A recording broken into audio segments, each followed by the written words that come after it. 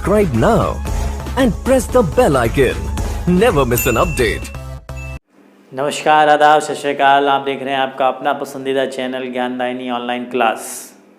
तो जैसा कि अभी हम एक मुहिम से होके गुजरे हैं, तो आप थोड़ा पढ़ाई की ओर भी ध्यान दे लो। क्यों? क्योंकि आपके एनटीपीसी और ग्रुप डी की डेट आ चुकी है। 15 दिसंबर से आपके एग्ज़ाम शुरू होने हैं, तो आप तैयारी में जुट जाओ। आपके सामने एक टारगेट है, ठीक। और अभी तक चैनल को सब्सक्राइब नहीं किया है तो चैनल को सब्सक्राइब कर लो, जिससे कि आपकी लेटेस्ट जितने भी वीडियोस हैं सारे के सारे नोटिफिकेशन आपके स्मार्टफोन तक पहुंच जाएं। आज का जो हमारा टॉपिक, जो विषय रहेगा, वो रहेगा स्टेटमेंट एंड कंक्लूजन। जैसा आप देख भी रहे होंगे, कथन एवं निष्कर्ष। अब आप ये कहो कथन एवं निष्कर्ष तो हम ऑलरेडी 2 बार पढ़ चुके हैं। एक तो हमने पढ़ लिया था किसमें, स्लॉग्स के टॉपिक में, न्याय निगमन वाले टॉपिक में, और एक हमने ऑलरेडी पढ़ चुके हैं किसमें, इनइक्वालिटी में। तो वो कथन निष्कर्ष अलग था और ये कथन निष्कर्ष अलग है। इसमें एक स्टेटमेंट जो है कहानी के तौर पे दिया होगा। उसमें क्या होता था कि सभी बिल्ली कुत्ते हैं, सभी कुत्ते चमगादड़, इस तरीके से दिया होता था। वो अलग है और ये अलग है। ये लॉजिकल रीजनिंग का पार्ट है। लॉजिकल रीजनिंग में अब बात करें, जैसे कि हमने एक टॉपिक कर लिया है आपका स्टेटमेंट एंड अजम्पशन, बहुत अच्छे से क्लियर हुआ होगा। तो अब अच्छे से ही तैयारी करो, टारगेट आपके सामने आ चुका है। तो यूपीएसआई भी अब जल्दी आ जाएगा, क्योंकि हम जिस मुहिम का हिस्सा बने थे, सरकार को सुननी पड़ी हमारी बातें, और अभी भी राज्य सरकार नहीं सुनी है। तो राज्य सरकार नहीं सुनी तो उसके लिए एक ही काम करना है, ज़्यादा से ज़्यादा ट्वीट करना है, तो जिससे राज्य सरकार भी हमारी बातों को सुने। समय पर हमारी एक ही बात है, बस एक ही मांग है कि समय पर परीक्षा, समय पर परिणाम, यही हमारी मांग है। ज़्यादा कोई बड़ी मांग हमारी है नहीं।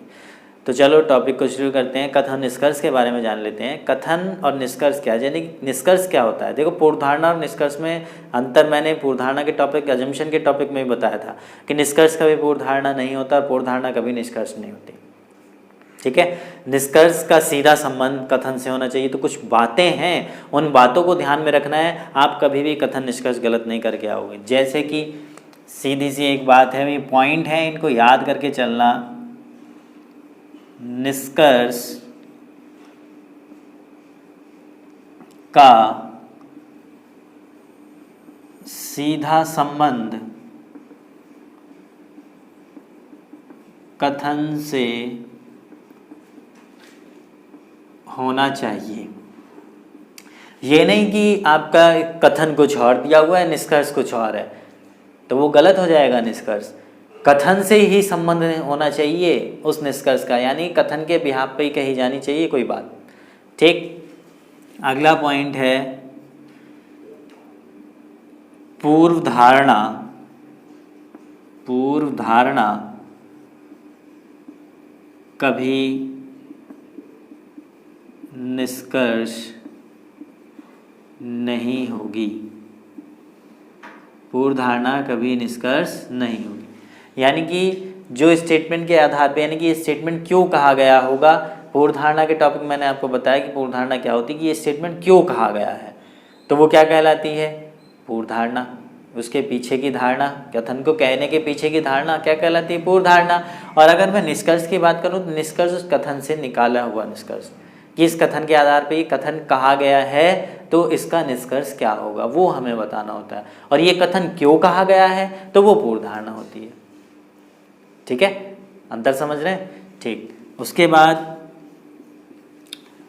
एक चीज़ आपको ये ध्यान रखनी है, इसमें भी, और पूर्व धारणा ही मैंने बताया था, तुलनात्मक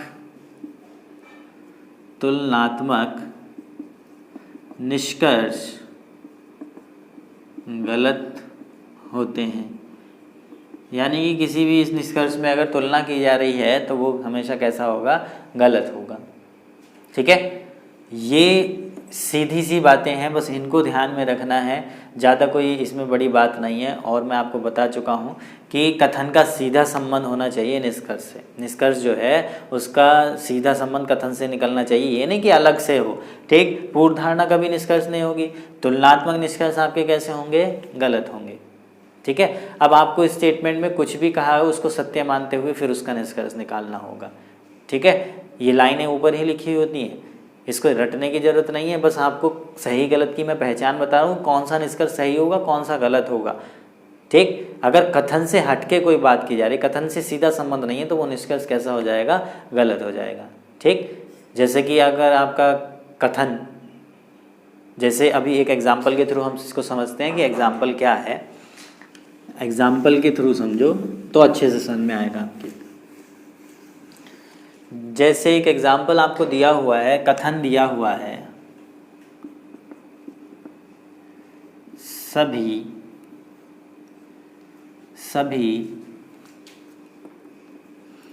अध्यापक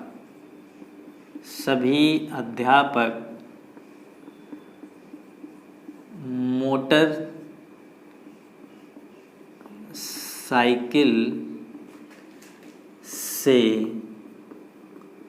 विद्यालय आते हैं। ठीक। ये कथन दिया हुआ है और इसमें एक बात और कह दी है, राम लाल साइकिल से विद्यालय आता है। ये कथन के दो भाग दिए गए हैं कि सभी अध्यापक जो हैं वो मोटरसाइकिल से विद्यालय आते हैं और रामलाल जो है वो साइकिल से विद्यालय आता है। ठीक। अब इसका निष्कर्ष दिया हुआ है क्या, इसका निष्कर्ष आपको दिया हुआ है कि रामलाल विद्यार्थी है, रामलाल विद्यार्थी है। और दूसरा हमें निष्कर्ष दिया हुआ है, रामलाल अध्यापक नहीं है। ठीक है, ये हमें दो निष्कर्ष दिए हुए हैं, ये स्टेटमेंट है। आपने उम्मीद है कि कर भी लिया हुआ है सवाल, आसान होते हैं, इतना कोई टिपिकल नहीं। और कथन निष्कर्ष से रिलेटेड जो है आपका कथन निष्कर्ष, सॉरी मार्कर गिर गया था, कथन निष्कर्ष से रिलेटेड जो है वो एग्ज़ाम में क्वेश्चन ज़्यादा नहीं आते हैं इस तरीके के। एक क्वेश्चन कभी पूछ लेता है, स्टेटमेंट एंड अजम्पशन, कथन एवं पूर्व धारणा से रिलेटेड क्वेश्चन ज़्यादातर पूछे जाते हैं एग्जाम में, और पूर्व धारणा का तो क्वेश्चन जरूर ही पूछा जाता है। निष्कर्ष का पूछ लेता है एक नंबर में, कभी कभी पूछ लेता है, लेकिन ऐसा नहीं कि इस टॉपिक को छोड़ देना है। आसान है। इस कथन निष्कर्ष में ज़्यादातर हमने देखा होगा सिलॉग्स के क्वेश्चन ज़्यादा पूछता है। तो देखो इसको, देखो क्वेश्चन को कि सभी अध्यापक जो हैं वो मोटरसाइकिल से विद्यालय आते हैं। मोटरसाइकिल से विद्यालय आ रहे हैं सभी, कौन, अध्यापक। तो इसका मतलब, अब फिर इसने कह दिया कि रामलाल, मैंने जैसे कि आपको लास्ट टॉपिक जो हमारा था स्टेटमेंट एंड अजम्पशन, उसमें बताया था कि पहले आप स्टेटमेंट ही पढ़ो, पूर्व धारणा पे मत जाओ, उसके आधार पे पूर्व धारणा निकाल के देखो कि ये क्यों कही गई होगी बात, फिर जो हमें निष्कर्ष में पूर्व धारणाएं दी गई हैं उनसे मैच करा के देख लो। तो वही बात यहाँ पे भी फॉलो होती है कि पहले आप क्या करेंगे, कथन को पढ़ के निष्कर्ष निकालने की कोशिश करो और फिर जो निष्कर्ष दिए उनको पढ़ के मैच करा लो, तुरंत आपका सही हो जाएगा। जैसे सभी अध्यापक जो हैं मोटरसाइकिल से विद्यालय आते हैं, सभी मतलब जितने भी आपके स्कूल में, विद्यालय में जितने भी टीचर्स हैं सारे के सारे मोटरसाइकिल से आ रहे हैं। ठीक। अब हम इसमें दूसरा ही स्टेटमेंट पढ़ रहे हैं, रामलाल साइकिल से आ रहा है, तो जाहिर सी बात है इन दोनों को पढ़ के क्या निष्कर्ष निकल रहा है कि रामलाल जो है वो अध्यापक नहीं है। क्यों? क्योंकि जितने भी अध्यापक हैं वो मोटरसाइकिल से आ रहे हैं, जबकि रामलाल साइकिल से आ रहा है। तो निष्कर्ष क्या निकला? निष्कर्ष सिर्फ इतना सा निकला कि रामलाल अध्यापक नहीं है। अब रामलाल क्या है, ये बात तो निष्कर्ष में, अभी जो हमने इन दोनों को पढ़ के निष्कर्ष निकाला उसमें सिर्फ इतनी सी बात क्लियर हो पाई है कि रामलाल अध्यापक नहीं है। रामलाल क्या है? विद्यार्थी है, चपरासी है। इस बारे में कोई बात, इन दोनों का जो कथन को अगर हम आपस में रिलेट कर रहे हैं तो इससे निष्कर्ष में ये नहीं पता चल पा रहा कि रामलाल फिर है क्या। समझ में आ रही मैं क्या कहना चाह रहा हूँ? अभी हमने निष्कर्ष को नहीं पढ़ा है, केवल स्टेटमेंट के आधार पे हम ये कह सकते हैं इन दोनों को पढ़ के कि रामलाल जो है वो अध्यापक नहीं है। फिर कौन है इसका पता कथन से चल ही नहीं पा रहा। इतनी बात क्लियर हो गई। अब आ जाओ निष्कर्ष पे। पहला निष्कर्ष क्या है? रामलाल विद्यार्थी है। मैंने अभी आपको समझाया, हमने जो स्टेटमेंट पढ़े, स्टेटमेंट के आधार पे हम इस कंक्लूजन पे तो पहुँचे ही नहीं कि रामलाल कौन है, विद्यार्थी है कि स्कूल का प्योन है या कोई और है, या चपरासी है या आपका गेटमैन है, गेट कीपर है। क्लियर थोड़ी ना है, समझ में आ रही है? तो पहला निष्कर्ष कैसा हो गया? गलत हो गया, जाहिर सी बात है। और दूसरा क्या? रामलाल अध्यापक नहीं है। क्या हमने दोनों ये जो कथन दिए हुए हैं इनको पढ़ के इसी निष्कर्ष पे तो पहुंचे थे कि इन दोनों से यही निष्कर्ष निकल रहा है कि रामलाल जो है वो अध्यापक नहीं हो सकता। क्यों? क्योंकि अध्यापक सारे मोटरसाइकिल से और रामलाल साइकिल से, तो इसका मतलब रामलाल अध्यापक नहीं है और यही निष्कर्ष में दिया हुआ है। तो ये कैसा हो गया? सही हो गया। तो आपके प्रश्न का उत्तर क्या हो जाएगा? बी। बी क्यों? क्योंकि उसमें लिखा होता है आंसर देने का तरीका। ऑप्शन नंबर ए दीजिए, केवल पहला निष्कर्ष सही। ऑप्शन नंबर बी दीजिए यदि केवल सेकंड सही। ऑप्शन नंबर सी दीजिए, दोनों सही। ऑप्शन नंबर डी दीजिए, दोनों गलत। इस तरीके से वो स्टार्टिंग में लिख के दे देगा। क्लियर हुआ? बहुत अच्छे से क्लियर हुआ होगा। अब इसके कुछ क्वेश्चंस लगा के हम देखते हैं। जितने ज़्यादा से ज़्यादा हम इसके क्वेश्चन करेंगे उतना ही आपको ये टॉपिक क्लियर होता चला जाएगा, इसमें कोई समस्या नहीं आएगी। क्वेश्चंस आपके स्क्रीन के सामने लग चुके हैं। तो आपको क्या करना है, इस टॉपिक के ज़्यादा से ज़्यादा क्वेश्चन करने हैं जिससे कि हम ये टॉपिक अच्छे से कर पाएँ, क्योंकि प्रैक्टिस से ही ये क्वेश्चंस अच्छे होते हैं। लास्ट जो हमने टॉपिक किया था स्टेटमेंट एंड अजम्पशन, उसके ज़्यादा से ज़्यादा क्वेश्चन कराने का प्रयास किया। अगर किसी ने पहले वो वीडियो नहीं देखी तो पहले उसको जाके देखें, प्लेलिस्ट में पड़ी हुई है। और ये जो टॉपिक है, ये जो लॉजिकल रीजनिंग के अब टॉपिक चल रहे हैं, ये इतने आसान नहीं होते। इनको ज़्यादा से ज़्यादा प्रैक्टिस में लाना पड़ता है। समझा मैंने दिया है किस तरीके से करने हैं, बस आपको प्रैक्टिस करनी है इन क्वेश्चंस की, जिससे आप एग्ज़ाम में जल्दी से कर पाएँ। तो पहले क्वेश्चन की ओर बढ़ते हैं। निर्देश दिया हुआ 1 से लेकर 6 तक कि नीचे दिए गए प्रत्येक प्रश्न में एक कथन तथा 2 निष्कर्ष 1 और 2 दिए गए हैं। दिया गया कथन भले ही सर्वमान्य धारणाओं के अनुरूप न दिखता हो, यानी कि जो आपके समाज में चलता है उसके अनुरूप ना हो, तब भी उसको क्या करना है आपको, फिर भी उसको जो है सर्वमान्य धारणाओं की उपेक्षा करते हुए, उनको पीछे छोड़ते हुए तय कीजिए कि दिए गए निष्कर्षों में कौन सा उस निष्कर्ष कथन के आधार पर तर्कसंगत रूप से निकलता है। उत्तर देने का तरीका भी दे दिया है। ऑप्शन नंबर ए दीजिए जब यदि फर्स्ट तर्कसंगत हो, यानी कि ऑप्शन नंबर ए जब फर्स्ट सही होगा। ऑप्शन नंबर बी कब देना है? जब केवल सेकंड सही होगा। ऑप्शन नंबर सी देना है जब फर्स्ट एंड सेकंड दोनों सही होंगे। और ऑप्शन नंबर डी देना है जब फर्स्ट और सेकंड दोनों आपके कैसे होंगे? गलत होंगे, तर्कसंगत नहीं होंगे। तर्कसंगत का मतलब कथन के आधार पर संगत नहीं होंगे। ठीक, तो पहले क्वेश्चंस की ओर आते हैं। पहला क्वेश्चन क्या कह रहा है? स्टेटमेंट दिया हुआ है अच्छे स्वास्थ्य के लिए शारीरिक व्यायाम आवश्यक है। अच्छे स्वास्थ्य के लिए क्या? शारीरिक व्यायाम आवश्यक है। तो इससे निष्कर्ष क्या निकल रहा है कि जो व्यक्ति व्यायाम करता है वो स्वस्थ रहता है। सीधा सा एक निष्कर्ष निकल रहा है। उसने स्टेटमेंट में यही तो कहा, अच्छे स्वास्थ्य के लिए शारीरिक व्यायाम आवश्यक है। तो इसका मतलब जो व्यायाम करता है नियमित रूप से उसका स्वास्थ्य अच्छा रहता है, ये निष्कर्ष निकल रहा है। मैंने last topic statement and assumption, कथन एवं पूर्वधारणा में भी ये बात बताई थी कि पहले आप स्टेटमेंट को पढ़ो कि ये स्टेटमेंट दिया क्यों गया होगा, तब पूर्वधारणाओं को मैच करा के देखो।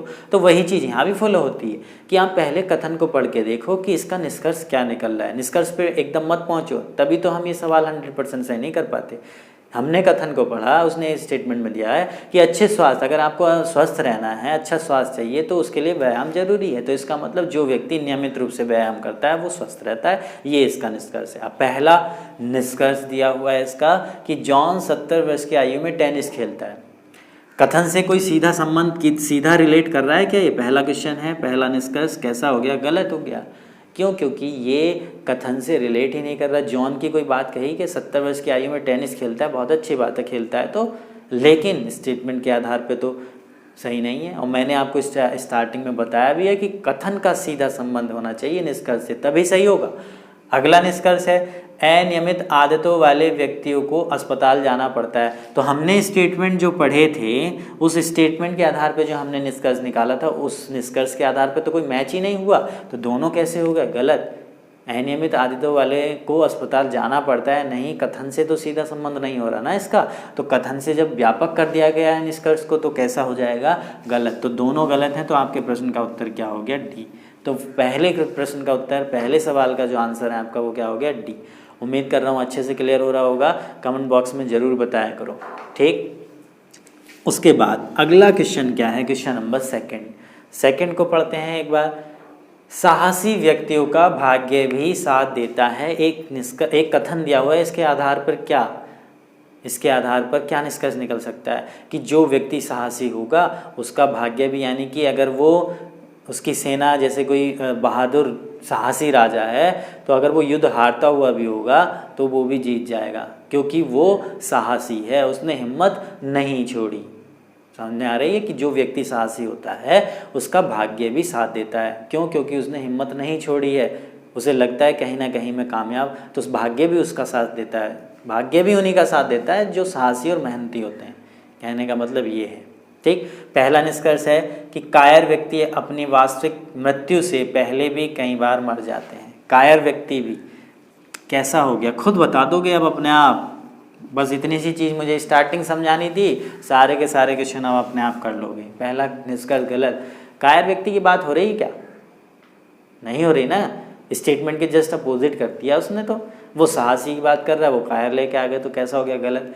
अगला है किसी भी सफलता को पाने के लिए जोखिम उठाना जरूरी है। ये बात अन्यथा अर्थों में तो सही हो सकती है। अगर मैं आपसे कहूँ, जैसे कोई मोटिवेशनल स्पीकर है या कोई भी है आपसे कहता है कि कोई भी सफलता लेने के लिए तो भैया जोखिम उठाना ही पड़ेगा, अगर आपको सफल होना है तो जोखिम तो लेना ही पड़ेगा, रिस्क लिए बिना कोई आगे नहीं बढ़ा है। ये बात बिल्कुल सही है, लेकिन कथन के अनुसार सही नहीं है, कथन से व्यापक कर दिया है। कथन में तो ये कहा गया है कि साहसी व्यक्तियों का भाग्य भी साथ देता है, यानी ये जो व्यक्ति साहसी होता है उसका भाग्य भी साथ देगा। अगर वो डूबता हुआ भी होगा तो अगर वो साहसी है तो वो बच जाएगा। कहने का मतलब ये है। तो ये दोनों ही निष्कर्ष कैसे हो रहे हैं? गलत। तो आपके प्रश्न का उत्तर क्या हो गया? Option number D. पहले का भी डी, दूसरे का भी डी। ठीक है, क्लियर हुआ? ठीक। आगे बढ़ते हैं अगले सवाल की ओर। अगले सवाल आपके स्क्रीन पे आ चुके हैं, तो देखते हैं इसको क्या कह रहा है वो। क्वेश्चन नंबर 3, केवल अच्छे लोग कम उम्र में मरते हैं। अगला जो सवाल है तीसरा, केवल उसने कह दिया कि केवल अच्छे लोग, यानी कि सभी की बात नहीं की है। किसकी? केवल अच्छे लोग जो हैं वो कम उम्र में मरते हैं, सभी थोड़ी ना मरते हैं। अगर वो कथन में कहे कि सभी जो हैं सभी अच्छे लोग कम उम्र में मरते हैं, तो इससे क्या निष्कर्ष निकल रहा है? तो यानी कि जो भी बुढ़ापे में व्यक्ति मर रहा है तो वो अच्छा नहीं होगा, ये निष्कर्ष हम निकाल सकते हैं। कब? जब ये बात कहेगी कि सभी अच्छे लोग कम उम्र में मरते हैं, लेकिन उसने सभी नहीं कहा, उसने क्या कहा कि केवल अच्छे लोग मरते हैं। केवल अच्छे लोग जो हैं वो केवल अच्छे लोग कम उम्र में जल्दी मर जाते हैं, कम उम्र में ही मर जाते हैं। ठीक। अब निष्कर्ष पे पहुंचो। निष्कर्ष क्या दिया हुआ? कोई अच्छा व्यक्ति जो है वो वृद्धावस्था तक जीवित नहीं रहता। तो ये आपका पहला निष्कर्ष कैसा हो गया? पहला निष्कर्ष हो गया गलत। उसने ये थोड़ी ना कहा है कि सभी अच्छे व्यक्ति कम उम्र में मरते हैं, केवल कहा है, तो इसका मतलब कुछ अच्छे व्यक्ति वृद्धावस्था तक भी जाते हैं। अब वो जबकि इस बात को मना कर रहा है कि कोई भी अच्छा व्यक्ति वृद्धावस्था तक जीवित नहीं रहता, तो कैसा हो गया? गलत हो गया। अगला जो है, अगला दिया हुआ, वृद्धावस्था तक जीने वाला हर व्यक्ति बुरा होता है, ऐसा कोई ज़रूरी नहीं है। हाँ, ये दोनों के दोनों जो हैं वो सही हो सकते थे। कब? जब यहाँ पे आ जाता सभी अच्छे लोग कम उम्र में मरते हैं, तो सभी अच्छे लोग उम्र में मरते हैं, तो इसका मतलब जो वृद्धावस्था तक जाता है कोई भी अच्छा नहीं है। तो पहला निष्कर्ष भी कोई अच्छा व्यक्ति वृद्धावस्था तक जीवित नहीं रहता बिल्कुल सही हो जाता, और सेकंड वाला वृद्धावस्था तक जीने वाला हर व्यक्ति बुरा होता, ये भी सही हो जाता। लेकिन कब होता? जब ये कथन में दिया होता कि सभी उसने कहा केवल अच्छे लोग मर रहे हैं, सभी नहीं मर रहे। तो यानी कि कुछ अच्छे व्यक्ति तो वृद्धावस्था तक भी जा रहे होंगे जब कम उम्र में नहीं मर रहे। तो समझ में आ रहा है? तो बहुत अच्छे से क्लियर हो रहा होगा। अगले सवाल को खुद से पहले करके देखो कि आपका आंसर क्या आ रहा है। अगला सवाल वैसे भी बहुत ईजी है, तो करके देख रहे हैं। अगला सवाल है, लाइट सूर्य से आती है, कॉमा लग के दूसरा स्टेटमेंट शुरू हो गया। ये लाइट जो है इस तरीके से इसको हम वैसे कथन निष्कर्ष वाला जो हमने सिलॉक्स का टॉपिक किया था ना, उससे भी कर सकते हैं। क्या कि लाइट जो है सूर्य से आती है और पंख लाइट होते हैं। लाइट कहाँ से आ रही है? लाइट सूर्य के अंदर हो गई, सूर्य से आ रही है। और पंख क्या है? लाइट, तो पंख किसके अंदर हो गए? लाइट के। इस तरीके से अगर इसको और अच्छे से समझो, इसका ये चित्र बन के आएगा कि पंख क्या है? पंख जो है उसने कह दिया कि लाइट है, सभी पंख लाइट हो गए। और लाइट कहाँ से आ रही है? सूर्य से। सिलॉक्स के टॉपिक में कराया हुआ था, इस तरीके से कराया था कि नहीं? तो अब निष्कर्ष पढ़ते हैं। पंख सूर्य से आते हैं, पंख सूर्य से आते हैं, बिल्कुल सही बात है। ठीक है, अब इसको दूसरे अर्थों में पहले इससे समझ लो, फिर दूसरे तरीके से भी समझाऊंगा। सूर्य लाइट होते हैं, तो सूर्य लाइट होते हैं, ये गलत हो जाएगा। लाइट सूर्य है, लाइट सूर्य से आती है, सूर्य लाइट होते हैं, ये बात कैसे हो गई? गलत। पहला सही है, दूसरा गलत। इसको दूसरे अर्थों में अगर समझो तो देखो, इसने ये कहा है कि लाइट जो है, लाइट सूर्य से आती है, लाइट सूर्य से आती है और पंख लाइट होते हैं। पंख जो हैं वो आपके पंख लाइट होते हैं। पंख क्या होते हैं? लाइट होते हैं। क्लियर हो गया? लाइट सूर्य से आ रही है, पंख लाइट हैं, तो यहाँ पे पंख को लाइट कहा गया है, तो इस लाइट की जगह हम पंख का यूज़ कर सकते हैं कि नहीं? जब पंख का मतलब लाइट है कि पंख लाइट होते हैं, तो इस लाइट की जगह पंख रख दो, तो निष्कर्ष अपने आप ही बन के आ जाएगा कि पंख सूर्य से आते हैं। क्लियर है? वही बात इसने कही है क्या कि पंख सूर्य से आते हैं। तो पहला निष्कर्ष बिल्कुल सही हो गया, और दूसरा कैसा हो गया? गलत। दूसरा गलत क्यों हुआ? क्योंकि उसने कहा सूर्य लाइट होते हैं, सूर्य लाइट नहीं है, लाइट सूर्य से आती है। ये क्लियर है। तो इसके प्रश्न का जो आंसर है, क्वेश्चन का जो आंसर है, वो क्या हो जाएगा? ऑप्शन नंबर ए, केवल पहला निष्कर्ष तर्कसंगत है। क्लियर हो गया? ठीक। अगला सवाल देखते हैं, क्वेश्चन नंबर 5। क्वेश्चन नंबर 5 में क्या कहा गया है उसको देख लेते हैं एक बार। क्वेश्चन नंबर 5 क्या कह रहा है? 5 में कहा गया है कि प्रसाधनों का उपयोग जोखिम भरा है। जो प्रसाधन, जो कॉस्मेटिक्स होते हैं आपके, जैसे क्रीम हो गया, चेहरे पे लगाने वाली क्रीम, पाउडर, इस तरीके से लिपस्टिक वगैरह, तो ये कॉस्मेटिक के अंदर आते हैं। तो इनका उपयोग जोखिम भरा है। इनका उपयोग जोखिम भरा क्यों है? क्या निष्कर्ष हम निकाल सकते हैं कि इनके जो कॉस्मेटिक के जो इफ़ेक्ट हैं, यानी कि जिसे हम कहें साइड इफ़ेक्ट बहुत होते हैं, इसलिए तो जोखिम भरा है। यही तो निष्कर्ष निकल रहा है। अब निष्कर्ष पे आ जाओ। पहला निष्कर्ष क्या है? प्रसाधनों के सहवर्ती का मतलब साइड इफ़ेक्ट होते हैं, यानी कि सहवर्ती प्रभाव पड़ते हैं। तो पहला निष्कर्ष कैसा हो गया? बिल्कुल सही हो गया। अब सेकंड वाले क्या कहा कि प्रसाधन महंगे नहीं होते। महंगे और सस्ते की बात कथन में नहीं, कथन से व्यापक कर दिया गया है, तो ये गलत हो गई। तो पहला सही, दूसरा गलत। तो आपके प्रश्न का उत्तर क्या हो गया? Option number A. 5वें प्रश्न का उत्तर क्या हो गया? Option number A. अगला क्वेश्चन नंबर 6 देखो। 6 में क्या कहा गया है? 6 में क्या कहा गया है? ईमानदारी और परिश्रम से व्यक्ति को आर्थिक उन्नति प्राप्त होती है। तो इसका मतलब निष्कर्ष हम क्या निकाल सकते हैं कि आर्थिक उन्नति अगर हमें प्राप्त करनी है तो हमें परिश्रमी और ईमानदारी होना पड़ेगा। तो कहीं ना कहीं आर्थिक उन्नति और ईमानदारी, परिश्रम का एक दूसरे से सीधा संबंध है, परस्पर सीधा संबंध है, तभी ये इसका निष्कर्ष है, तभी ये कथन है। और इसका सीधा सा निष्कर्ष यही निकल पा रहा है कि अगर व्यक्ति को आर्थिक उन्नति प्राप्त करनी है तो उसको ईमानदार और परिश्रमी होना पड़ेगा। ठीक है, तो पहला निष्कर्ष हम पढ़ रहे हैं, ईमानदारी और आर्थिक उन्नति का परस्पर सीधा संबंध है। क्वेश्चन नंबर 6, पहला निष्कर्ष बिल्कुल सही।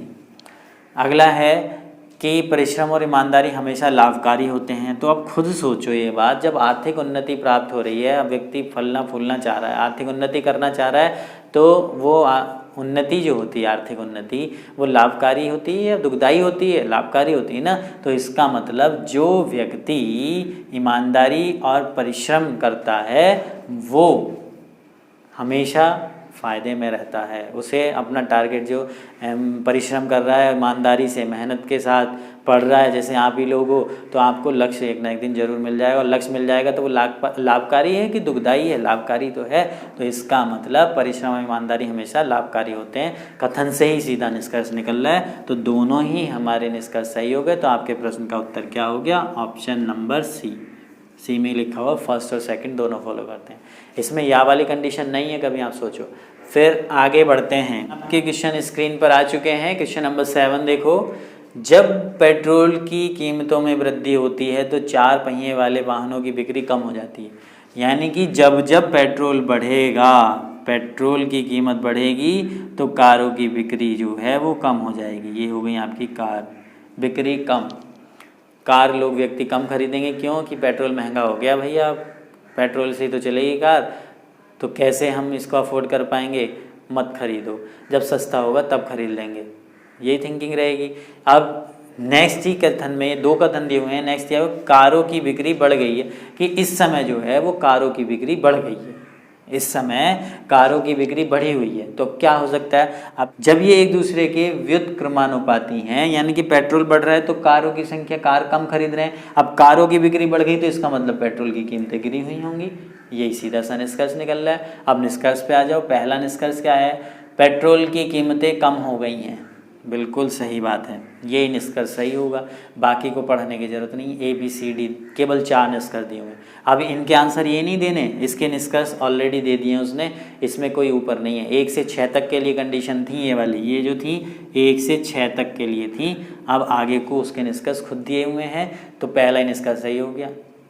समझ में आ गया? दूसरा क्यों नहीं सही है? पेट्रोल की कीमतें बढ़ गई हैं, तो उसने कहा कि जब बढ़ी हुई होती हैं तब तो कारों की बिक्री कम है, और इस समय तो कारों की बिक्री बढ़ी हुई है, तो इसका मतलब पेट्रोल की कीमतें कम है। पहला ही निष्कर्ष सही है, बाकी पढ़ने की ज़रूरत नहीं है। अगला क्वेश्चन क्या है? Question number 8। अगला क्वेश्चन देखें, क्वेश्चन नंबर 8 क्या है? क्वेश्चन नंबर 8 में कहा गया है कि सभी दोषी राजनीतिज्ञ गिरफ्तार कर लिए गए हैं, यानी कि जितने भी करप्ट पॉलिटिशियन हैं उनको अरेस्ट कर लिया गया है, और राम और गोपाल जो हैं गिरफ्तार लोगों में शामिल थे। तो इसका मतलब राम और गोपाल दोषी हैं जब गिरफ्तार लोगों में शामिल हैं। दोषी को ही तो गिरफ्तार किया जाता है। ऐसा कोई जरूरी नहीं है कि राम और गोपाल राजनीतिज्ञ ही हों, शामिल थे वो। राम और गोपाल जो है वो गिरफ्तार लोगों में शामिल थे। अब गिरफ्तार करके लेके आ रही होगी पुलिस, तो वो उनको भी साथ साथ गिरफ्तार कर लिया। तो जरूरी नहीं कि वो राजनीतिज्ञ हों, लेकिन दोषी हैं तभी तो गिरफ्तार किया गया है। कथन को बहुत धीरे से पढ़ के दोनों को रिलेट करके देखो। सभी दोषी राजनीतिज्ञ गिरफ्तार हो गए, राम और गोपाल दोषी व्यक्तियों में शामिल थे, तो इसका मतलब राम और गोपाल जो हैं वो दोषी हैं। गिरफ्तार लोगों में जब शामिल थे तो राम और गोपाल दोषी तो हो सकते हैं, ये जरूरी नहीं कि वो राजनीतिज्ञ ही हों। पहला निष्कर्ष राम और गोपाल दोषी हैं, बिल्कुल सही बात है। क्वेश्चन नंबर 8 पहला निष्कर्ष ही कैसा हो गया आपका? सही, ऑप्शन नंबर A। तो प्रश्न का उत्तर हो गया ऑप्शन नंबर A। और कुछ पढ़ने की जरूरत ही नहीं है, पढ़ के देख लो। राम और गोपाल राजनीतिज्ञ नहीं हैं, कहा नहीं जा सकता। अगला है सभी गिरफ्तार व्यक्ति राजनीतिज्ञ हैं, ये भी गलत है। क्यों? क्योंकि उसने कहा कि सभी दोषी राजनीतिज्ञों को गिरफ्तार किया गया है, और जितने भी गिरफ्तार किए गए हैं वो राजनीतिज्ञ हैं या नहीं, ये नहीं कहा जा सकता। आगे अगला है नेक्स्ट, सभी राजनीतिज्ञ दोषी हैं, तो ये कैसा हो गया आपका? गलत। दोषी राजनीतिज्ञ, और यहाँ कह दिया है कि राजनीतिज्ञ दोषी, वो भी सभी, तो गलत हो गया ना, उल्टा कर दिया। कथन को उल्टा कर दिया गया है, विपरीत बात कह दी, तो कैसा हो गया? गलत। तो आपका केवल पहला ही ऑप्शन सही है। ठीक, आगे बढ़ते हैं कुछ अगले सवालों की ओर। नेक्स्ट क्वेश्चन आपके बोर्ड पे आ चुके हैं। अब 9 से 12 के लिए फिर से वही कंडीशन है। क्वेश्चन नंबर 9 से 12 के लिए वही कंडीशन आ गई। क्या पहला सही दूसरा सही, यानी कि अगर पहला सही है तो ऑप्शन नंबर A, केवल दूसरा सही है तो ऑप्शन नंबर B, पहला और दूसरा दोनों सही है तो ऑप्शन नंबर C, और दोनों गलत है तो ऑप्शन नंबर D। ठीक है, क्वेश्चन नंबर 9 हम पढ़ते हैं। क्या प्राचीन व्यवस्था बदलती है और नई व्यवस्था उसका स्थान ग्रहण करती है? कथन दिया हुआ है। अब इसका क्या निष्कर्ष निकल सकता है कि प्राचीन व्यवस्था जो पुरानी हो गई व्यवस्था वो बदलती है और नई उसका स्थान लेती है, तो इसका मतलब परिवर्तन ही संसार का नियम है, परिवर्तन जरूरी है। पुरानी चीज़ें अब जैसे हम ही हैं, हमारा मोबाइल ज़्यादा पुराना हो गया या हमारा लैपटॉप ज़्यादा पुराना हो गया, हमारे कपड़े पुराने हो जाते हैं तो हम नए खरीदते हैं, तो पुरानी चीज़, पुरानी व्यवस्था बदलती है, नई उसका स्थान लेती है। तो परिवर्तन ही संसार का नियम है। समय के अनुकूल रहना इंसान को आना चाहिए। ठीक है, अब पहला निष्कर्ष हम पढ़ रहे हैं, पुराने विचारों को त्याग दें क्योंकि वो जीर्ण हो गए। कथन से बात हट गई है। पुराने विचार कभी पुराने नहीं हो सकते। विचार भी पुराने हो सकते हैं क्या कभी? अगला सेकंड, परिवर्तन प्रकृति का नियम है, यही हमने पढ़ के निष्कर्ष निकाला था, सही हो गया। तो आपके प्रश्न का उत्तर क्या हो जाएगा? ऑप्शन नंबर बी, 9 का बी। उसके बाद आगे देखो 10, क्वेश्चन नंबर 10 क्या है?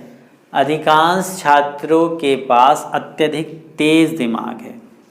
अधिकांश छात्रों के पास, ये हो गए सारे के सारे जो हैं छात्र, और अधिकांश के पास, ये अधिकांश की अगर मैं बात करूं, ये वाला हिस्सा, ये हैं तेज दिमाग वाले, ये हैं तेज दिमाग वाले, सारे ये टोटल छात्र हो गए। और अधिकांश के पास तेज दिमाग है, यानी कि कुछ के पास नहीं है, कुछ ऐसे भी हैं जो सामान्य से नीचे हैं, ये जो बच गए। क्लियर है? तो कथन हमने पढ़ लिया कि अधिकांश के पास जो है वो अत्यधिक तेज दिमाग है। तो निष्कर्ष क्या निकल रहा है कि कुछ व्यक्ति जो होंगे वो ऐसे होंगे जो उनके पास तेज दिमाग नहीं होगा, यानी कि वो सामान्य से नीचे होंगे, मंदबुद्धि होंगे, थोड़ा सा कम समझते होंगे। पहला निष्कर्ष है, ऐसा कोई भी छात्र नहीं है जिसके पास अत्यधिक तेज दिमाग ना हो। तो कैसा हो गया? खुद ही बता दोगे गलत क्यों नहीं है कि ये वाले छात्र जो हैं इनके पास तो तेज दिमाग नहीं है। अब वो कह रहा है क्या कि ऐसा कोई भी छात्र नहीं है जिसके पास तेज दिमाग ना हो, यानी कि सभी के पास तेज दिमाग है, जबकि वो अधिकांश की बात कर रहा है। और यहाँ पे अगर इसको सीधे शब्दों में अगर निष्कर्ष को हम पढ़ें कि ऐसा कोई भी छात्र नहीं है, यानी कि सभी छात्र ऐसे हैं जिसके पास अत्यधिक तेज दिमाग है।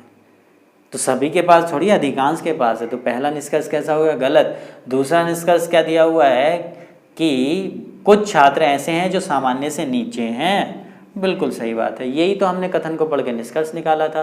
तो आपके प्रश्न का उत्तर 10 का हो गया बी। क्लियर है? बहुत अच्छे से क्लियर हो रहा होगा। अगला सवाल देखते हैं क्या है। नेक्स्ट क्वेश्चन जो है वो आपका बोर्ड पे लग चुका है। क्वेश्चन नंबर, बात करेंगे किसकी? 11 की। क्वेश्चन नंबर 11 में कहा गया है, क्वेश्चन नंबर 11, कलम तलवार से अधिक ताकतवर होती है। कलम जो है तलवार से अधिक ताकतवर होती है। तो इसको हम उस अर्थों में नहीं लेंगे कि कलम अगर तलवार की आपस में, हम एक व्यक्ति के पास कलम हो और एक के पास तलवार हो और आपस में लड़ रहे हैं, तो कलम कैसे ताकतवर हो जाएगी? तलवार तो एक ही बार में पेन को उड़ा देगी, काट देगी। वैसी लड़ाई की बात नहीं चल रही है, ये कहावत की बात है कि कलम जो है वो तलवार से अधिक ताकतवर है, यानी कलम की पावर। और आपने देखा होगा कि कलम की पावर वाकई में ही बहुत ताकतवर। कलम से शांति लिखी जाती है तो कलम से क्रांति भी लिखी जाती है। ठीक है? तो इनको हमें दूसरे अर्थों में समझना है। ये कहावत कही गई है। इसका निष्कर्ष क्या निकल सकता है? पहला निष्कर्ष हम देख रहे हैं, दिया हुआ है, कलम तलवार से अधिक मजबूत धातु की बनी हुई होती है। अपने आप ही बता दोगे कैसा हो गया? गलत। यहाँ पे धातु की बात नहीं चल रही, यहाँ पे धातु की बात नहीं चल रही। कलम जो है तलवार से, कलम किसको इंडिकेट करती है? बुद्धि को। और तलवार किसको इंडिकेट कर रही है? यहाँ पे बल को। यानी कि जो बुद्धि होती है वो ज़्यादा ताकतवर होती है बल से। कुछ चीज़ें, कुछ लड़ाइयाँ जो हैं वो चतुराई, बल के साथ साथ चतुराई, और कुछ तो ऐसे होते हैं कि चतुराई से ही जीत ली जाती हैं। जैसे आपने पुरानी कहानियाँ जो पढ़ी हो तेनाली रामा की, बहुत सी ऐसी लड़ाइयाँ थी जो तेनाली रामा ने अपनी चतुराई के बल पे, यानी कि बुद्धि, कलम के बल पे ही जिता दी थी। तलवार की ज़रूरत ही नहीं पड़ी थी। तो इस कथन का सीधा सा ये अर्थ निकल रहा है कि जो आपकी बुद्धि की जो क्षमता है जो वो ज़्यादा ताकतवर होती है बल से। तो अब नेक्स्ट हम पढ़ रहे हैं निष्कर्ष, दिमाग की शक्ति पार्श्विक शक्ति से, पार्श्विक शारीरिक शक्ति यानी कि बल से अधिक शक्तिशाली होती है। शक्ति से कहीं अधिक है, बिल्कुल सही बात है। यानी कि निष्कर्ष को एक बार फिर से पढ़ते हैं, दिमाग की शक्ति पार्श्विक शारीरिक शक्ति से कहीं अधिक है, बिल्कुल सही बात है। क्योंकि यहाँ कलम इंडिकेट कर रही है बुद्धि को, दिमाग की शक्ति को, तलवार किसको? पार्श्विक शरीर की शक्ति को। क्लियर हो गया? तो आपके प्रश्न का उत्तर क्या हो जाएगा? Option number B. अगला सवाल है आप क्वेश्चन नंबर 12 है आपका। 12 में कहा गया है कि आर्थिक विपत्तियों के वर्तमान समय में शिक्षा एवं सीमित परिवार के आदर्श ही राष्ट्र को समृद्धि की ओर अग्रसित करेंगे। आर्थिक विपत्तियों का मतलब जैसे कि इस समय पे जो ये टाइम चल रहा है, कोविड-19 पेंडेमिक जो महामारी फैली हुई है, उस समय पे जो सीमित परिवार के और जो शिक्षित परिवार हैं वही देश को, राष्ट्र को समृद्धि की ओर अग्रसर करेंगे, यानी कि देश को आगे ले जाएंगे समृद्ध बनाने में। ठीक है, छोटे परिवार और शिक्षित परिवार, ये कहने का मतलब है। तो इसका मतलब कहीं ना कहीं छोटे परिवार जो शिक्षित परिवार हैं उनका राष्ट्र की समृद्धि से सीधा सा संबंध होता होगा, तभी ऐसे निष्कर्ष ये निकल रहा है। पहला निष्कर्ष है कि शिक्षा एवं सीमित परिवार का राष्ट्र की समृद्धि में सीधा संबंध है, बिल्कुल सही बात है। क्वेश्चन नंबर 12 पहला निष्कर्ष बिल्कुल सही हो गया। सेकंड है शिक्षा का खर्च वहन करने में बड़े परिवार को मुश्किल होती होगी। ठीक है, तो ये पूर्वधारणा हो सकती है कि बड़े परिवार का जो शिक्षा का खर्चा है वो वहन करने में मुश्किल होती होगी, तभी ऐसा स्टेटमेंट दिया गया है कि जो छोटे परिवार हैं उसमें मुश्किल नहीं होती, तो छोटे परिवार रखो तो आर्थिक उन्नति मिलती है देश को। तो सेकंड वाली पूर्वधारणा हो सकती है और पूर्वधारणा कभी निष्कर्ष नहीं होती है। क्लियर हो रहा होगा? तो आपके प्रश्न का उत्तर हो गया 12 का ए। ठीक है जी, बढ़ते हैं अगले सवालों की ओर। अगले सवाल क्या कह रहे हैं? नेक्स्ट क्वेश्चन आपके स्क्रीन पर आ चुके हैं। क्वेश्चन नंबर 13 को देखो। 13 में कहा गया है कक्षा के लिए कोई भी अध्यापक समय पर नहीं आया। कक्षा के लिए, क्वेश्चन नंबर 13 हमें स्टेटमेंट दिया, कक्षा के लिए कोई भी अध्यापक टाइम पर नहीं आया, तो इसका मतलब जो भी टाइम पर आए होंगे वो अध्यापक नहीं होंगे, सीधा सा निष्कर्ष निकल रहा है। तो पहला निष्कर्ष है ऐसे सभी व्यक्ति जो समय पर आए हैं उनमें कोई भी अध्यापक नहीं है, ये आवश्यक लिखा हो ये अध्यापक है, तो बिल्कुल सही बात है, सही निष्कर्ष है। यानी कि ऐसे सभी व्यक्ति जो समय पर आए हैं उनमें कोई भी अध्यापक नहीं है। क्यों? क्योंकि जितने भी उसने स्टेटमेंट में कह दिया है क्या कि कक्षा के लिए कोई भी अध्यापक समय पर नहीं आया, तो जो भी टाइम पे आ गया उनमें कोई अध्यापक नहीं है, और पहला निष्कर्ष में वो बात कही है, तो पहला निष्कर्ष सही हो गया। तो आपके प्रश्न का उत्तर हो गया ऑप्शन नंबर ए, क्योंकि इसमें ऑप्शन इसके जस्ट नीचे ABCD करके दिए हुए हैं, बाकी कुछ को पढ़ने की ज़रूरत नहीं है। अगला क्वेश्चन क्या है? क्वेश्चन नंबर 14 को देखो। 14 में कहा गया है बहुत से धूम्रपान करने वाले व्यक्तियों को कैंसर हो जाता है। बहुत से धूम्रपान करने वालों को कैंसर हो जाता है, सभी को नहीं। जैसे कि मैं अगर बात करूं इस चित्र से, तो ये धूम्रपान करने वाले हैं और ये इतने को हो गया कैंसर। बहुत से की बात कर रहा है, सभी को नहीं। क्लियर हो गया? पहला निष्कर्ष, बहुत से कैंसर के रोगी धूम्रपान से भी हैं। ऐसा कोई ज़रूरी है कि बहुत से कैंसर के रोगी जो धूम्रपान से भी हों? कुछ को बिना धूम्रपान के भी हो जाता है, कुछ अल्कोहल वाले होते हैं उनको वैसे भी हो जाता है, गुटखा वाले उनको हो जाता है जो गुटखा खाते हैं। तो पहला निष्कर्ष आपका कैसा हो गया? ऑप्शन नंबर 1 गलत। बी को पढ़ते हैं। धूम्रपान करने से कैंसर हो सकता है, हो सकता है, अनुमान है, इसको अनुमान कह सकते हैं, निष्कर्ष नहीं कह सकते। तो ये भी कैसा हो गया? गलत।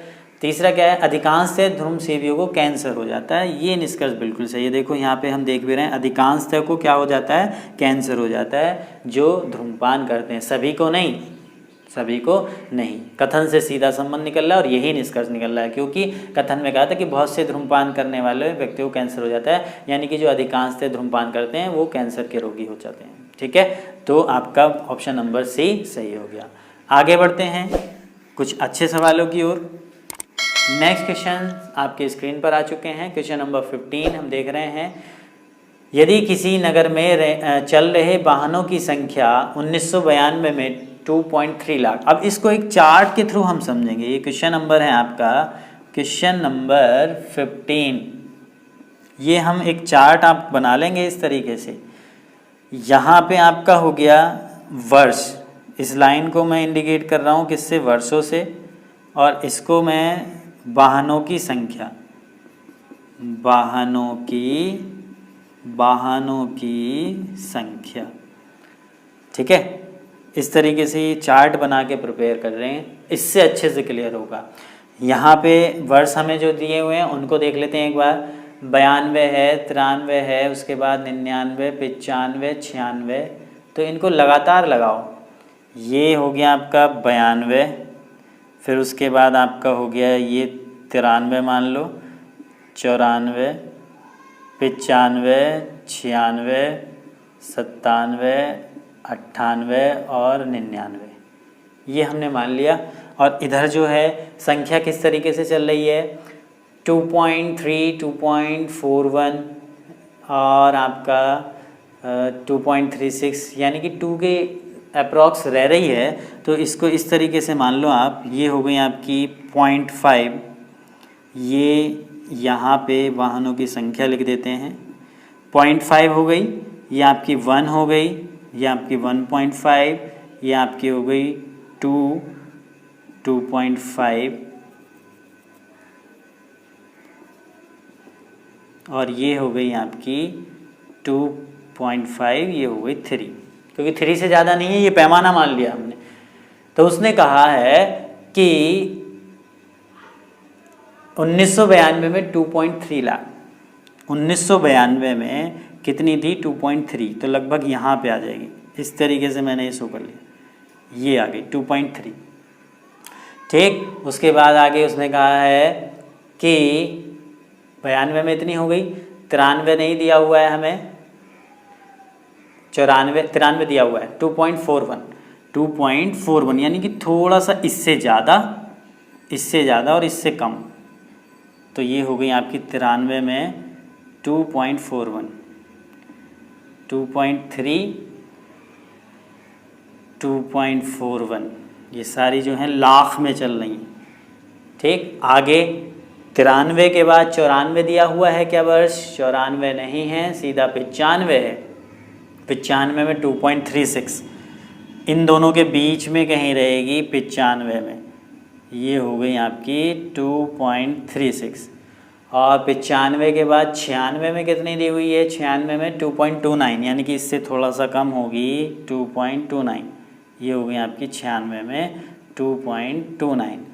और 99 है उसके बाद सीधा, 99 में कितनी दी हुई है, 99 में है आपकी 2.5, तो सीधा इसकी सीधे में आ जाएगा 2.5, कहाँ, 99 में, ये हो गया। तो इस तरीके से इसका ग्राफ बन के आया। अगर मैं इसको ड्रॉ करूं तो इस तरीके से आ रहा है, इस तरीके से। ठीक, अब इससे सीधा सा क्या निष्कर्ष निकल रहा है, देखो ध्यान से इस चित्र से ही समझ लो। इससे सीधा सा ये निष्कर्ष निकल रहा है कि ये जो परिवर्तन है ये कैसा है, क्या नियत है, क्या कांस्टेंट अगर होता तो सीधी लाइन आती, क्या लगातार घट रहा है, क्या लगातार घट रहा तो लाइन इस तरीके से होती, लगातार बढ़ रहा होता तो लाइन ऐसे होती। तो ये कैसा है परिवर्तन, लहरदार है, लहर सी बननी ना एक। ठीक है, निष्कर्ष निकल गया। आप क्वेश्चन करना आसान है आपके लिए। पहला निष्कर्ष है, उस नगर में चलने वाले वाहनों की जो संख्या वो स्थिर है, गलत, स्थिर नहीं है। उस नगर में चलने वाले वाहनों की संख्या में वृद्धि हो रही है, तो वृद्धि भी नहीं हो रही, यहाँ बढ़ा फिर यहाँ घट गया, फिर यहाँ घट गया, फिर बढ़ गया, तो वृद्धि थोड़ी हो रही है।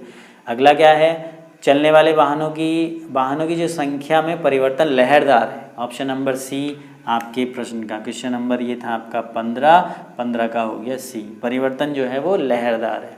क्लियर हो गया, बहुत अच्छे से क्लियर हुआ होगा। सेम इसी टाइप का क्वेश्चन है, क्वेश्चन नंबर 16 ही आप कर लेंगे।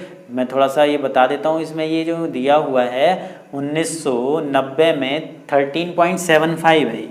क्वेश्चन नंबर 16 की अगर मैं बात करूँ, सेम ऐसे ही करना है। क्वेश्चन नंबर 16 की अगर बात की जाए तो 16 में 1984-85 के अंतर्गत दिया हुआ है 8.21, और ये 1990 में जो दिया हुआ है ये 1990 में 13.75 है। पॉइंट लगना रह गया है, तो इसको करेक्ट कर लेंगे। जब भी कोई भी व्यक्ति इस वीडियो को देख रहा हो, जिस भी समय पे देख रहा हो, तो इसका आंसर कमेंट करके बताना कि इसका आंसर क्या है। अब आप आसानी से कर लोगे, सेम क्वेश्चन नंबर 15 की तरह है। ठीक है, बढ़ते हैं अगले सवाल की ओर। अगला सवाल क्या कह रहा है, क्वेश्चन नंबर 17। क्वेश्चन नंबर 17 में क्या कहा गया है कि कुछ भारतीय शिक्षित हैं। इसको इस तरीके से अगर मैं समझूं, कुछ भारतीय शिक्षित हैं और अगला ही स्टेटमेंट दिया हुआ है, शिक्षित व्यक्ति छोटे परिवार को पसंद करता है। शिक्षित व्यक्ति छोटे परिवार को पसंद करता है। ठीक है, तो अब इस टाइप के क्वेश्चन कैसे करेंगे? देखो यहाँ पे शिक्षित है, कॉमन कट गया, तो अब इसको पूरा पढ़ लो, यही निष्कर्ष निकल आएगा। कुछ भारतीय व्यक्ति छोटे परिवार को पसंद करते हैं, यही निष्कर्ष है। अब मैच करा के देखो, पहला निष्कर्ष है कि सभी छोटे परिवार शिक्षित हैं, ऐसा कोई ज़रूरी नहीं है, कथन से नहीं क्लियर हो रहा है, पहला गलत हो गया। दूसरा निष्कर्ष क्या है? दूसरा निष्कर्ष क्या है कि कुछ भारतीय छोटे परिवारों को पसंद करते हैं, यही तो हमने निष्कर्ष निकाला था, यही तो लिखा हुआ, देखो कुछ भारतीय व्यक्ति छोटे परिवारों को पसंद करते हैं, तो सेकेंड निष्कर्ष सही हो गया। तो आपके प्रश्न का उत्तर हो गया ऑप्शन नंबर बी। क्लियर हुआ? ठीक, अगले सवाल की ओर बढ़ते हैं। अगला सवाल क्या कहता है? Question number 18। क्वेश्चन नंबर 18 में क्या कहा गया है उसको देख लेते हैं। क्वेश्चन नंबर 18 है, धार्मिक शिक्षा जीवन को प्रबोधित करती है। प्रबोधित मतलब आगे की ओर ले जाती है, अग्रसर करती है, ज्ञान का दीप प्रज्वलित करती है। प्रबोधित करना, आगे बढ़ाना, यानी कि धार्मिक शिक्षा जीवन को आगे बढ़ाती है। और सेकेंड इसमें दिया है, सभी धार्मिक नेताओं ने भाईचारे की शिक्षा दी है। और जितने भी धार्मिक नेता हुए हैं उन्होंने क्या शिक्षा दी है? भाईचारे की। और जबकि आज के साइंस में अगर आज के टाइम की बात सोचोगे तो ऐसा कहोगे कि भाईचारे ही कहाँ, वो तो धर्म की शिक्षा दे रहे हैं, धर्म के नाम पे लड़ा रहे हैं। ठीक है, तो ये जो टॉपिक है ये वास्तविकताओं से परे है। यहाँ पे जो बात सच्चाई है उसको लिखा जाता है, भले से वो समाज में व्याप्त हो या ना हो, लेकिन रियलिटी तो यही है कि एक अच्छे नेता के गुण यही तो है कि भाईचारे की शिक्षा देनी चाहिए। तो हमारा वो टॉपिक नहीं है, हमें तो सिर्फ ये क्वेश्चन का आंसर देना है कि धार्मिक जो शिक्षा है जीवन को प्रबोधित कर रही है, और जितने भी धार्मिक नेता हैं वो सभी धार्मिक नेताओं ने भाईचारे की शिक्षा दी है। पहला जो निष्कर्ष है वो क्या है? हमें धार्मिक होना चाहिए, हमें धार्मिक होना चाहिए। बिल्कुल सही बात है, यही तो निष्कर्ष निकल रहा है। हमें धार्मिक क्यों होना चाहिए? क्यों? क्योंकि उसने पहले कथन को पढ़ो, धार्मिक शिक्षा जो है जीवन को प्रबोधित करती है, तो इसका मतलब हमें धार्मिक होना चाहिए, जीवन को प्रबोधित कर रही है, जीवन को आगे बढ़ा रही है, उसके लिए। आगे अगला निष्कर्ष, धर्मांता कुछ धार्मिक नेताओं की देन है, तो ये गलत है। वास्तव में सही है लेकिन यहाँ गलत है। यहाँ तो जो है नेता किस लोग की शिक्षा दे रहे हैं? नेता लोग जो हैं वो सभी धार्मिक नेताओं ने भाईचारे की शिक्षा दी है, धर्मांता की नहीं दी है कि धर्म के पीछे भागो। तो पहला निष्कर्ष सही, दूसरा गलत। तो आपके प्रश्न का उत्तर क्या हो गया? ऑप्शन नंबर ए। उम्मीद कर रहा हूँ कि वीडियो काफ़ी अच्छी लगी होगी आपको।